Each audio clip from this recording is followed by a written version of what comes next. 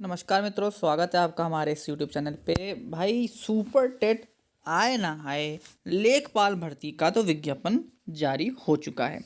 इसी तरीके से अगर यूपी टेट के बाद सुपर टेट का विज्ञापन जारी हो जाता है तो परीक्षा कराने में बड़ी ही आसानी हो जाएगी। चलिए फटाफट देख लेते हैं, ये पूरा लंबा चौड़ा पीडीएफ है। इसके महत्वपूर्ण बिंदुओं को फटाफट समझ लेते हैं कि क्या बिंदु हैं।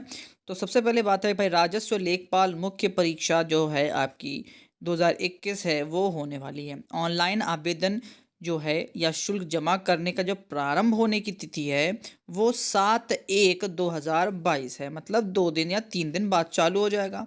ऑनलाइन आवेदन शुल्क जमा या फिर आवेदन सबमिट करने की जो अंतिम तिथि होगी वो 28 तारीख होगी, मतलब लगभग आपको 20 दिन मिलने वाले हैं फॉर्म भरने के। और आवेदन की संशोधित तिथि जो है वो 4/2/2022 है, मतलब 4 फरवरी तक आप इसमें संशोधन कर सकते हैं।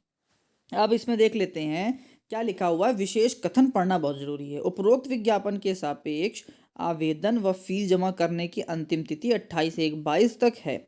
इस तिथि के बाद कोई आवेदन या फीस स्वीकार नहीं होगा, ये साफ दिया गया है। आवेदक अपने आवेदन का प्रिंटआउट तब तक नहीं निकाल सकेगा जब तक उसकी फीस का समायोजन बैंक द्वारा नहीं कर लिया जाता। अतः अभ्यर्थी द्वारा बैंक से शुल्क जो समायोजन है वो 28/1/22 तक अथवा उसके पश्चात विलंब 7 दिवस के अंदर अर्थात 4/2/22 तक अनिवार्य रूप से करा लिया जाए, मतलब पेमेंट करने में देरी ना करना। इस अवधि में अभ्यर्थी अपने आवेदन में अनुमन्य विवरण को संशोधित भी कर सकता है, मतलब जब तक पेमेंट नहीं हो रहा तब तक तो आपने अपने में क्या कर सकते हैं, एडिट कर सकते हैं। लेकिन जहां आपका पेमेंट कन्फर्म हुआ उसके बाद आप कोई भी एडिट अपने फॉर्म में नहीं कर सकते, ये इन्होंने साफ यहाँ पर करके दिखा दिया है। अब आती है बात इसकी पूरी पूरी लंबी चौड़ी लिस्ट की, तो यहाँ पे साफ कुछ चीज़ें और दी हैं, ये भी पढ़ लेते हैं।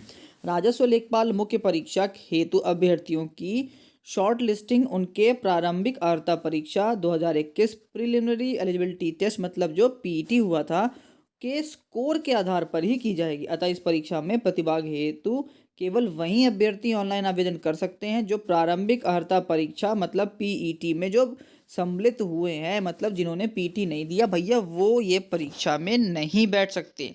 एवं उन्हें आयोग द्वारा स्कोर कार्ड या फिर वैध संख्यात्मक स्कोर के साथ जारी किया गया है। मतलब अगर आपके पास स्कोर कार्ड है, आपने पीटी दिया है, तभी आप एलिजिबल हैं इस लेखपाल भर्ती के लिए। अगर आपने पीटी नहीं दिया था तो ये भर्ती आपके लिए नहीं है। साथ साथ आप लोग समझ सकते हैं। अब दिया है परंतु यह कि जब तक आयोग स्तर से जांच के अधीन व औपबंधिक श्रेणियों के अभ्यर्थियों के प्रकरणों में अंतिम निर्णय नहीं लिया जाता, तब तक इन श्रेणियों के अभ्यर्थियों को भी आयोग द्वारा आयोजित की जाने वाली विभिन्न मुख्य परीक्षाओं में आवेदन की औपबंधिक रूप से अनुमति इस प्रतिबंध के साथ दी जा रही है कि ऐसे अभ्यर्थियों की मुख्य परीक्षा हेतु शॉर्ट लिस्टिंग व चयन संबंधी अग्रेतर कार्रवाई आयोग द्वारा की जा रही है, जांच के परिणाम निर्णय के अधीन है। मतलब कुछ जो केस चल रहे हैं तो उन अभ्यर्थियों के लिए ये बताया गया है कि आप लोग फॉर्म भर सकते हैं, आप पेपर भी दे सकते हैं, लेकिन जो लास्ट नियुक्ति है वो निर्णय के अधीन ही होगी। जैसा परिणाम या निर्णय आएगा वो ही फिर आप लोगों के साथ किया जाएगा। ऐसा नहीं है कि मान लीजिए कोर्ट में अगर आप लोग हार जाते हैं तो उसके बाद भी आपको नियुक्ति पत्र नहीं मिलेगा। सीधी सीधी बात ये बता दिया गया है। ये इंपॉर्टेंट पॉइंट थे, आपको पता होना चाहिए। साइट कौन सी है, ये UP.SC.gov.in है, ये आपको सभी को पता है। आवेदन की प्रक्रिया देखिए, ये सब बच्चों को सबको पता है कि कैसे फॉर्म भरे जाते हैं, तो इसमें हमको टाइम वेस्ट नहीं करना है कि कैसे क्या फॉर्म भरना है। OTP आएगा, ये वो सो ये सब आप आराम से पीट के बैठ के डाउनलोड कर लीजिए, इनकी ऑफिशियल साइट से डाउनलोड कर सकते हैं। हम मुख्य बातों को मेन पढ़ने वाले हैं। फ़ोटो सिग्नेचर लगानी पड़ेंगी, ये वो सो घोषणा पत्र डिक्लेरेशन आपको देना पड़ेगा, डाउनलोड करना पड़ेगा। अब देखिए बात आ जाती है यहाँ पे आवेदन फीस क्या शुल्क। ऑनलाइन आवेदन हेतु श्रेणीवार निर्धारित फीस शुल्क का विवरण दिया गया है। अनारक्षित कितना होगा, अन्य पिछड़ा वर्ग कितना होगा, अनुसूचित जाति कितना होगा, अनुसूचित जनजाति कितना होगा और विकलांग जन हेतु कितना होगा, ये आपके सामने यहाँ पे साफ साफ दिया हुआ है। इसको आप फटाफट समझ लीजिए और अपना जो आपका पेमेंट मोड होगा उससे जाके आप पेमेंट कर लीजिएगा। आपको पता है कि अभ्यर्थियों के लिए ध्यान देने योग्य बात यह भी है कि फीस या शुल्क का भुगतान credit card, debit card, internet banking या SBI के ई चालान के माध्यम से ही किया जा सकता है। मतलब अगर आप सोचो कि अगर आप वहाँ पे स्वयं पैसा लेके नकद लेके पहुँच जाओ तो आप लोगों को वहाँ से भगा दिया जाएगा। फॉर्म का प्रिंट आउट कर लीजिएगा। Update your transaction ID bye double verification. Form भरते हो तो आपको ये सब चीज़ें मिल जाएंगी। जब फॉर्म भरने की वीडियो अलग से बनेगी तो उसमें आप ज़रूर देख सकते हैं। आप देखिए, आवेदन पत्र में संशोधन। अभ्यर्थी आवेदन फीस शुल्क जमा करने के उपरांत ही अपने आवेदन पत्र में संशोधन कर सकता है। अभ्यर्थी आवेदन फीस शुल्क जमा करने के उपरांत ही अपने आवेदन पत्र में संशोधन कर सकता है। इसके लिए अभ्यर्थी वेबसाइट के मुख्य एप्लीकेशन सेगमेंट में अंतर्गत दिए गए एप्लीकेंट डैशबोर्ड पर जाके पीईटी रजिस्ट्रेशन के माध्यम से लॉगिन करेगा। लॉगिन करने के उपरांत अभ्यर्थी संबंधित विज्ञापन के सामने प्रदर्शित मॉडिफाई एप्लीकेशन बटन का क्लिक कर सकता है और उसके बाद अभ्यर्थी ने के रजिस्टर्ड मोबाइल नंबर पे एक ओटीपी जाएगा और इस ओटीपी को सबमिट करने पर अभ्यर्थी भरा हुआ फॉर्म प्रदर्शित हो जाएगा। अभ्यर्थी अपने आवेदन पत्र में निम्नलिखित विवरण ही संशोधित कर सकता है। भैया नाम में परिवर्तन की गलती है तो हो जाएगा। अभ्यर्थी के आवेदन में किसी अन्य अगर विवरण में कोई गलती होगी तो उसको वो मान्य नहीं होगा। तो ये गलतियाँ अगर आपने करी हैं तो ये हो जाएंगी आपके में क्या, आवेदन में एडिट हो जाएगा। लेकिन बस ध्यान रखिएगा, कहीं पर भी आप पढ़ेंगे तो अगर आपके मार्क्स कहीं भरवाए जा रहे हैं तो उन मार्क्स में कहीं पर भी कोई भी बदलाव नहीं होगा।